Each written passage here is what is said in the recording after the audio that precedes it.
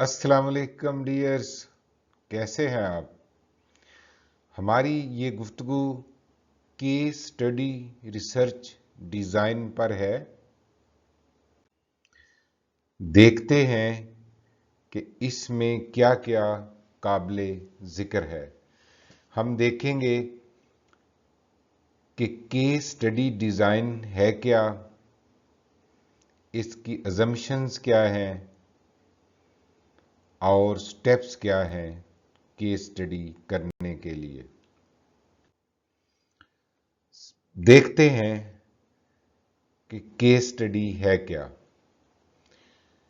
Case study design एक ऐसा research का तरीक़ाकार है जिसमें हम किसी एक केस की इन डेप्थ स्टडी करते हैं।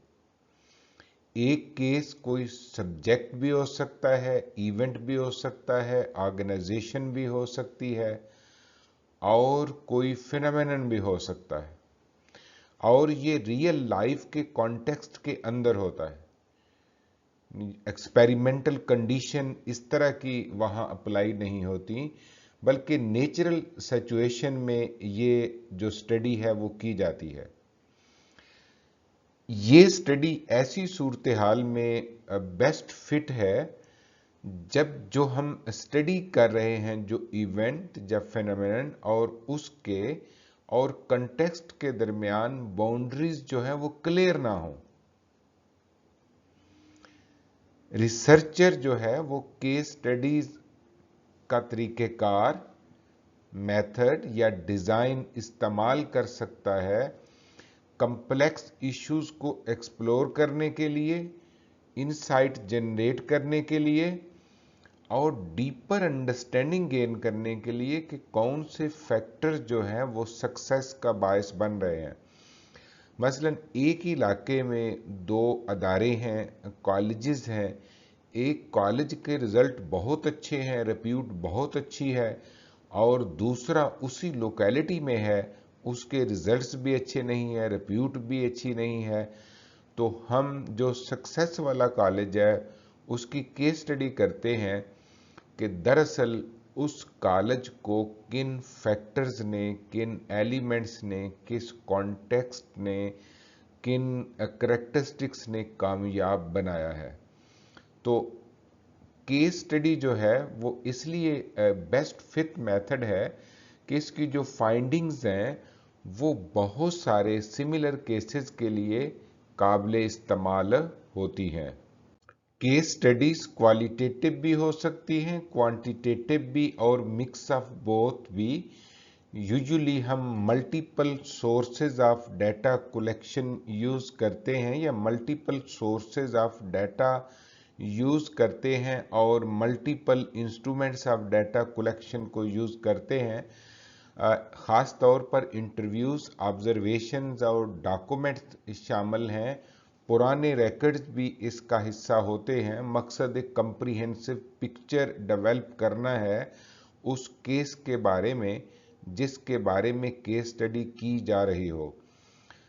ये जो मेथड है या जो डिज़ाइन है ये ज़्यादातर यूज़ होता है सोशल साइंसेज में, बिजनेस में, एजुकेशन में और दूसरे रिलेटेड फील्ड्स के अंदर, जहाँ पर जो रियल वर्ल्ड सिचुएशन के अंदर ही इंट्रिकेसीज या कम्प्लेक्सिटीज को एक्सप्लेन करना और समझना मकसद होता है।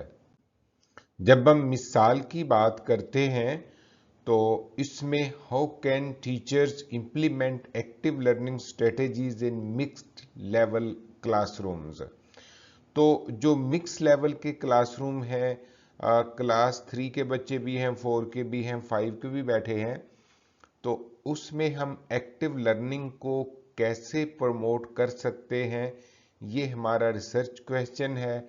और केस स्टडी का जो टॉपिक बनेगा वो बनेगा case study of A local school that promotes active learning. तो एक ऐसा स्कूल जिसमें एक्टिव लर्निंग को प्रमोट किया जाता है, वो आउटस्टैंड करता है, उसकी केस स्टडी को हम करना चाहते हैं। दूसरे नंबर पर हम देखेंगे कि अजम्पशंस क्या हैं जो केस स्टडी रिसर्च डिज़ाइन की। तो ये वो पूरा एक फ्रेमवर्क बनता है जो हम यूज़ करते हैं उस स्टडी को करने के लिए। सबसे पहला है कंटेक्चुअल रेलेवेंस होनी चाहिए, यानी जो कॉन्टेक्स्ट है उसके अंदर ही वो जो केस है वो मौजूद होता है जिसको हमने स्टडी करना होता है, यानी उस केस को हम कॉन्टेक्स्ट के अंदर ही स्टडी करते हैं। तो पहला नुक्ता है कि जो कंटेक्स्ट होता है, सेटिंग कह लें, फ्रेमवर्क कह लें, एनवायरनमेंट कह लें, जिसमें वो केस मौजूद होता है, वो बहुत ही क्रिटिकल होता है केस स्टडी की इन्वेस्टिगेशन में, यानी उसे हम पूरी तरह से बयान करते हैं। जो रिसर्चर जो है वो अज्यूम करते हैं कि जो सोशल, कल्चरल और इन्वायरमेंटल जो फैक्टर्स हैं वो इन्फ्लुएंस करते हैं उस केस को। यानी अगर कोई अदारा एक आबादी के अंदर बहुत अच्छा वर्क कर रहा है तो उसकी जो सक्सेस के इंडिकेटर हैं वो उस आबादी के अंदर तो बेस्ट वर्क कर रहे हैं, साथ वाली आबादी या डिफरेंट आबादी के अंदर हो सकता है वो वर्क करें या ना करें, लेकिन ये ज़रूर होता है कि उसी तरह की आबादी में वही सक्सेस फैक्टर जो हैं वो वर्क करते हैं। तो इसलिए सोशल, कल्चरल और इन्वायरमेंटल फैक्टर जो होते हैं जो सराउंड करते हैं केस को, वो बहुत अहम होते हैं और सिग्निफिकेंटली इन्फ्लुएंस भी कर रहे होते हैं उस केस को भी और उस केस के आउटकम को भी। मैंने यानी स्कूल है तो स्कूल की सक्सेस जो है उसको सोशल, कल्चरल और इन्वायरमेंटल फैक्टर जो हैं वो सिग्निफिकेंटली इन्फ्लुएंस कर रहे होते हैं। इसलिए रिसर्चर के लिए ज़रूरी है कि उस कॉन्टेक्स्ट को थारोली बयान करें और ये कंसिडर करें या ये बयान करें कि कैसे उसके सराउंडिंग के फैक्टर केस के साथ इंटरेक्ट करते हैं और उसे कामयाब या नाकाम बनाते हैं। तो सेकंड अजम्पशन है होलिस्टिक अंडरस्टैंडिंग। तो केस को एज ए होल ही देखा जाता है, उसकी तमाम तर कम्प्लेक्सिटीज और इंटरलेटेड कंपोनेंट्स के साथ। रिसर्चर ये अज्यूम करता है कि अगर इसके कंपोनेंट्स को देखेंगे, होल पर नज़र नहीं रखेंगे, तो बहुत सारी इंपॉर्टेंट इंफॉर्मेशन मिस हो जाएगी। इम्प्लीकेशन इसकी ये है इस अजम्पशन की कि केस स्टडीज फोकस करती हैं केस एज ए सिस्टम पर और उनका नुक्ता नज़र ये होता है कि इस सिस्टम के डिफरेंट पार्ट कैसे आपस में और इन्वायरमेंट के साथ इंटरेक्ट कर रहे हैं। तीसरी अजम्पशन है मल्टीपल सोर्सेज ऑफ एविडेंस। तो तीसरी अजम्पशन ये बयान करती है कि case studies multiple sources of evidence पर बिलीव करती हैं ताकि comprehensive understanding of the case जो है वो उसको अचीव किया जा सके। मसलन इंटरव्यूज होते हैं, ऑब्जर्वेशंस होती हैं और डॉक्यूमेंट्स का एनालिसिस होता है। तो इसकी बेस ये है, इस अजम्पशन की बेस ये है कि कोई भी सिंगल सोर्स जो है वो केस की जो फुल कम्प्लेक्सिटीज हैं उनको कैप्चर नहीं कर सकता। इसलिए हम ट्राईएंगुलेशन का इस्तेमाल करते हैं और मल्टीपल डाटा के सोर्सेज इस्तेमाल करते हैं, जिससे फाइंडिंग जो केस स्टडी की होती हैं उनकी वैलिडिटी बढ़ती है और उसमें डिफरेंट पर्सपेक्टिव जो हैं वो अकोमोडेट हो। तो चौथी अजम्पशन है कंस्ट्रक्टिविस्ट पैराडाइम। तो केस स्टडीज के अंदर हम कंस्ट्रक्टिविस्ट पैराडाइम को यूज करते हैं, जिसका मतलब ये है कि जो नॉलेज है वो बच्चे के अंदर कंस्ट्रक्ट होता है एक्सपीरियंस के नतीजे में, ना कि बाहर से ट्रांसमिट हम कर सकते हैं। तो जो कंस्ट्रक्ट होता है तो वो पर्सन टू पर्सन वेरी करता है। दो स्टूडेंट्स को एक ही क्लास में पढ़ाएं, एक ही लेसन पढ़ाएं। जब वो पढ़ चुकते हैं तो उनके जो लर्निंग है उसमें फ़र्क होता है। इसी फर्क की बना पर जो जो केस स्टडीज हैं उनके अंदर जो पार्टिसिपेंट्स हैं उनको उनके मानी और उनके जो एक्सपीरियंसेस हैं, उनकी जो इंटरप्रिटेशन है, उन्हें इकट्ठा किया जाता है, उन्हीं को मानी पहनाए जाते हैं, उसी को फाइंडिंग में डाला जाता है। इम्प्लीकेशन में देखें, the researchers role includes interpreting the subjective experiences and meanings that participants assign to events and processes within the case।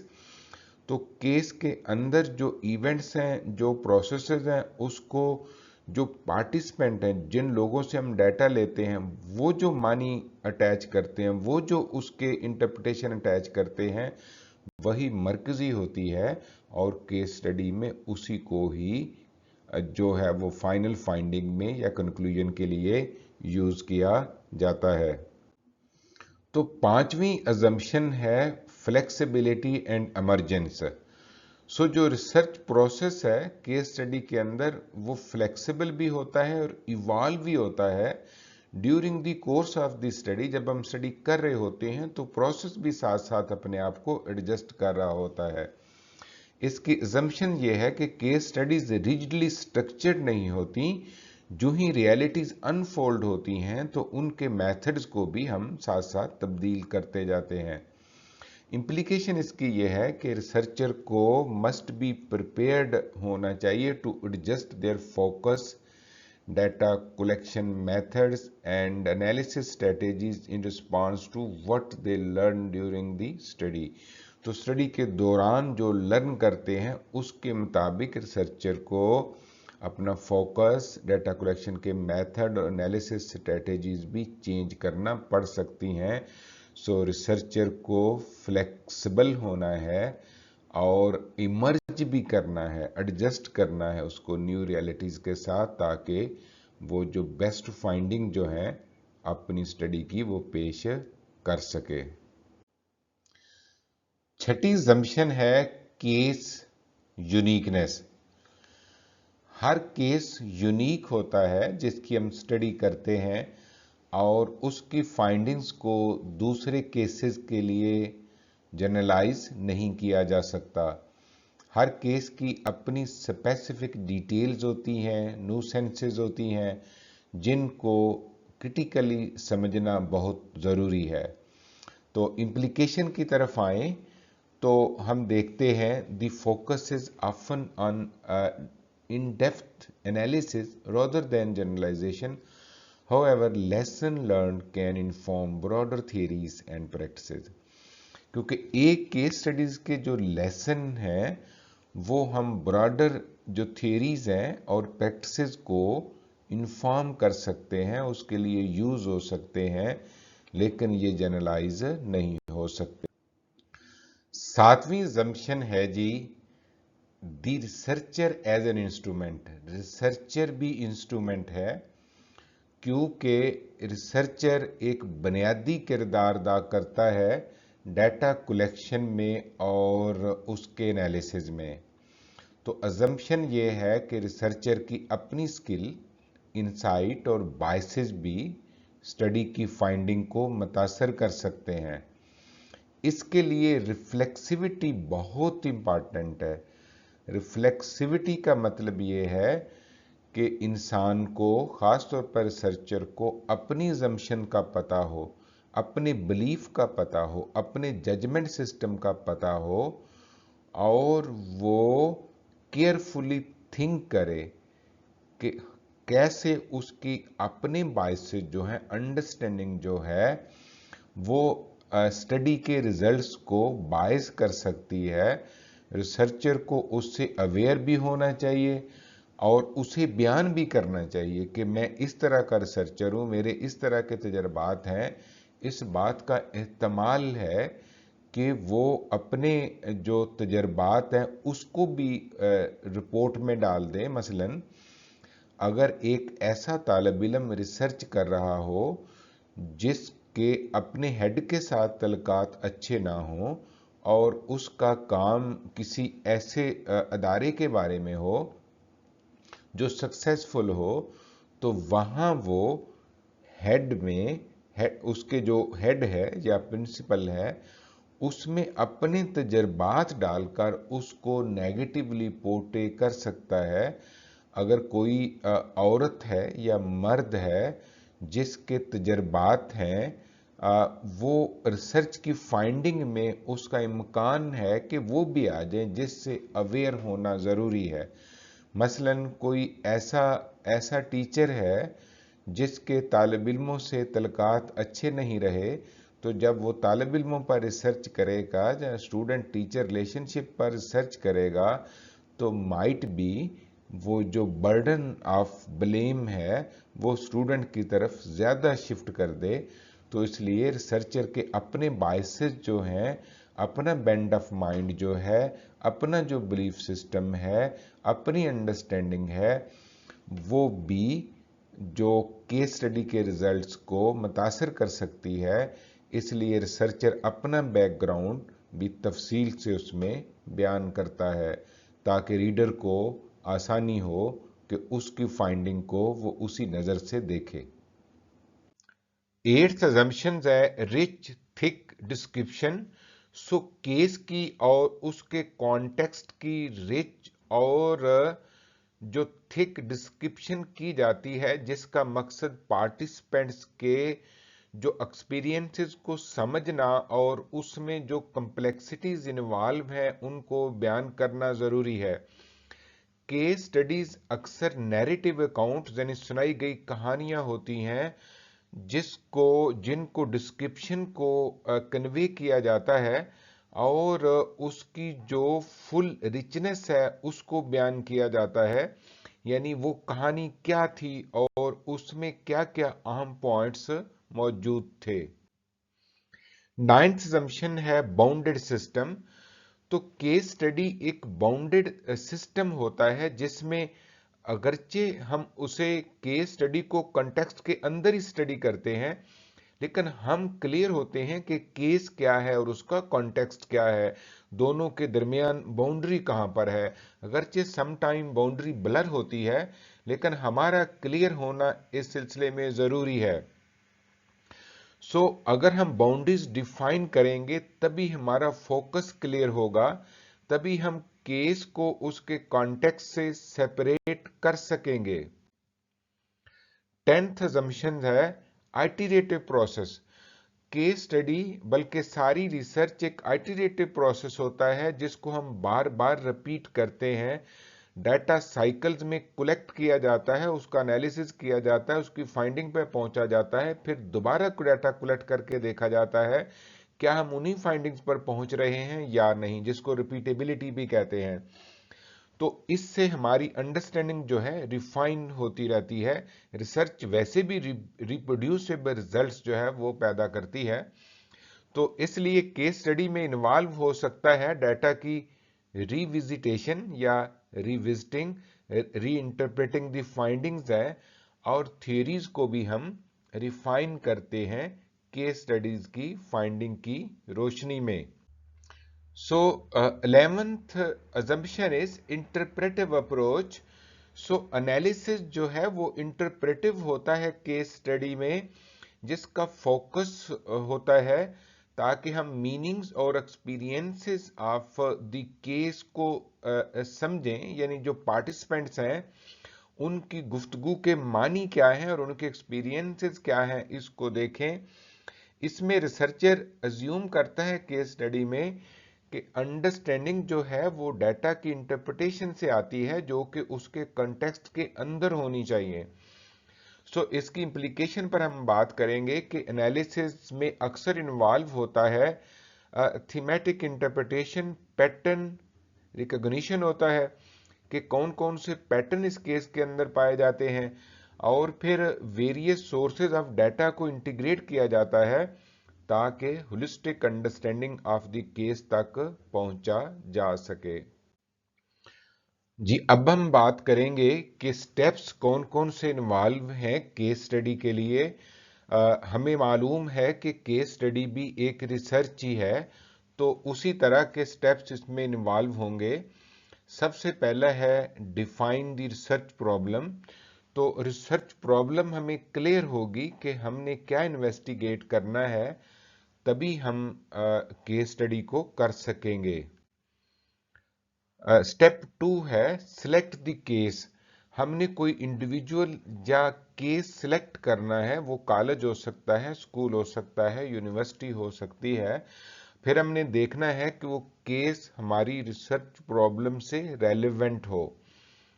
दूसरे नंबर पर हम देखें तो हम केस सिलेक्ट करने के लिए एक क्राइटेरिया भी मुकर्रर करेंगे, जिसे हम लिखेंगे भी, कि जिसमें ये शामिल है कि केस जो है वो हमारे रिसर्च ऑब्जेक्टिव्स या प्रॉब्लम से अलाइन हो। और फिर हम यूनिकनेस ऑफ द केस को भी देखेंगे, भी बयान भी करेंगे। फिर हमने देखना है कि केस के बारे में इंफॉर्मेशन की एक्सेसिबिलिटी भी है और पोटेंशियल फॉर लर्निंग भी है उसमें। यानी ऐसा केस हम स्टडी करेंगे जिसकी फाइंडिंग के नतीजे में दूसरों को फायदा हो सके। स्टेप 3 है develop the case study protocol. जैसे प्लान भी तो डेवलप करना है हमने। प्लान में हम डाटा कलेक्ट कैसे करेंगे, कहाँ से करेंगे, कैसे करेंगे। फिर इसमें इंटरव्यूज शामिल हो सकते हैं, ऑब्जर्वेशन शामिल हो सकती है, और उनका जो रेलेवेंट डॉक्यूमेंट्स हैं, जो उनकी जो एक एग्जिस्टेंस के डिफरेंट शवाहद हैं, हम उनको भी स्टडी करते हैं। तो एथिकल कंसिडरेशन को भी हमने देखना है कि इन्फॉर्म कॉन्सेंट हो हमारे पास, डाटा हम कॉन्फिडेंशियल रख सकें और एथिकल स्टैंडर्ड से हम वायलेट ना कर रहे हों। स्टेप 4 है जी कलेक्ट डाटा। यानी डाटा कलेक्ट करना है जिसमें प्रोसेस और इंस्ट्रूमेंट शामिल हैं। इंटरव्यूज कंडक्ट होंगे जो ओपन एंडेड होंगे, ताकि हमें मैक्सिमम इंफॉर्मेशन इससे मिल सके। ऑब्जर्वेशन है, ये नेचुरल सेटिंग में होती है, उनके आपस में इंटरेक्शन को हम देखते हैं, डिफरेंट जो पार्टिसिपेंट्स हैं उसी केस से मुतालिक। फिर हम डॉक्यूमेंट्स एंड आर्टिफैक्ट्स को देखते हैं कि उनके डिफरेंट जो आर्ट के नमूने हैं और उनके डॉक्यूमेंट्स में क्या है। ट्राईएंगुलेशन भी ज़रूरी है, किसी एक सोर्स पर हम भरोसा नहीं करते, इंटरव्यू भी करते हैं, ऑब्जर्वेशन भी करते हैं और उनके डॉक्यूमेंट्स वगैरह भी देखते हैं। जो उनकी बाकी शवाहद हैं, आर्टिफैक्ट्स हैं, जो फनकाराना जो उनकी जो प्रोडक्ट्स हैं, उनको भी देखते हैं। तो पांचवा कंपोनेंट है जो स्टेप्स का, वो है एनालाइज डाटा। तो एनालाइज डाटा में सबसे पहले डाटा ऑर्गेनाइजेशन होती है। अनऑर्गेनाइज्ड डाटा को इंटरप्रेट नहीं किया जा सकता। मसलन केस स्टडी के अंदर भी इसके डिफरेंट कंपोनेंट्स होते हैं, हर कंपोनेंट्स का डाटा सेपरेटली हम कैटेगराइज करते हैं, तभी हम उसकी कोडिंग के बाद और उसके रिस्पॉन्सेज की इंटरप्रिटेशन के बाद कोई फाइंडिंग्स निकाल सकते हैं जो कि वैलिड हो। फिर हम आइडेंटिफाई पैटर्न्स हैं, हम उस डाटा के अंदर पैटर्न्स को देखते हैं जो जो मुख्तलिफ शवाहद से हमें नजर आते हैं। मसलन किसी केस में खास इंटरवेंशन के बाद जो जो तब्दीलियां उनको भी देखा जा सकता है। मकसद तो उस केस से ऐसा नॉलेज निकालना है जिसको ह्यूमैनिटी की बेहतरी के लिए इस्तेमाल किया जा सके, जो दूसरे उस तरह के केसेस के लिए लर्निंग हो। दो तरह से, एक तो उस केस को स्टडी करने से यह भी पता चलता है कि दूसरे केस किस तरह के होंगे, और दूसरा, हम अगर सक्सेसफुल केस लेते हैं तो उससे जो हम लर्न करते हैं वो दूसरे केसेस को सक्सेसफुल करने के लिए इस्तेमाल किया जा सकता है। मसलन बहुत अच्छे कॉलेज की एक जो केस स्टडी है वो आम कॉलेजेस के लिए बेनिफिशियल हो सकती है, वो भी उसी डगर पर चल के, उसी रास्ते पर चल के अपने आप को ज्यादा कामयाब कॉलेजेस बना सकते हैं। तो फिर क्रॉस केस सिंथेसिस भी होता है। अगर स्टडी में एक से ज्यादा केस हों तो एक केस की जो लर्निंग है वो दूसरे के साथ मैच करके देखी जाती है कि वो किस तरह एक जैसी हैं और किस तरह एक दूसरे से मुख्तलिफ हैं। 6 स्टेप है जी इंटरप्रेट द फाइंडिंग्स। तो फाइंडिंग्स हमेशा केस स्टडीज की कॉन्टेक्स्ट के अंदर बयान की जाती हैं। जब भी केस स्टडी को बयान किया जाएगा, उसका एनवायरनमेंट बयान किया जाएगा, सर्कमस्टांसेस बयान किए जाएंगे, तब उस केस को बयान किया जाएगा। तो समटाइम जो है वो काजल इन्फ्रेंस भी करते हैं। अगरचे केस स्टडीज जो हैं वो प्राइमरीली डिस्क्रिप्टिव होती हैं, उनका मकसद किसी तरह का इन्फ्रेंस ड्रा करना नहीं होता, ताहम फिर भी केस स्टडी से बहुत अच्छे इन्फ्रेंस हमें मिल जाते हैं और हमें पता चलता है कि किस तरह एक केस जो है वो सक्सेसफुल हुआ, ताकि दूसरे केस भी वैसे ही सक्सेसफुल हो सकें। सातवां स्टेप है जी रिपोर्ट द केस स्टडी। तो केस स्टडी को हम डिटेल से बयान करते हैं। मसलन अगर किसी इंटरवेंशन के बाद हमने केस स्टडी की हो तो उस कॉन्टेक्स्ट को भी बयान किया जाता है, इंटरवेंशन को भी बयान किया जाता है, और फाइंडिंग्स को बयान करते हुए डिफरेंट पर्सन जो इन्वॉल्व हैं उनके एक्सपीरियंसेस, उनकी डेप्थ और डिफरेंट ऑब्जर्वेशन जो इन्वॉल्व हैं उनको बयान करना सारा उसमें शामिल होता है। नंबर 2 है लेसन्स लर्नड। तो जो केस से लेसन लर्न किए जाते हैं उनको खासतौर पर हाईलाइट किया जाता है ताकि दूसरे उसको यूज कर सकें। मिसाल के तौर पर the case study suggest that new teaching method can effectively enhance student engagement in rural settings. अगर कोई बहुत अच्छा हमने नया टीचिंग मेथड कहीं पे यूज किया है किसी रूरल कॉलेज में, किसी स्कूल में, तो उससे स्टूडेंट बहुत ज़्यादा एंगेज हुए हैं, तो हम ये बयान कर सकते हैं कि कैसे नए मेथड ने स्टूडेंट्स को एंगेज करने में हेल्प की।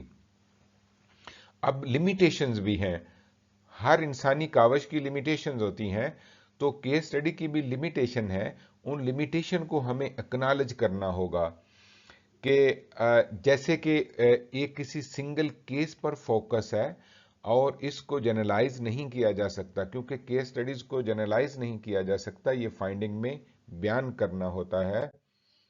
Thank you very much being with me. See you in the next talk. अस्सलाम वालेकुम।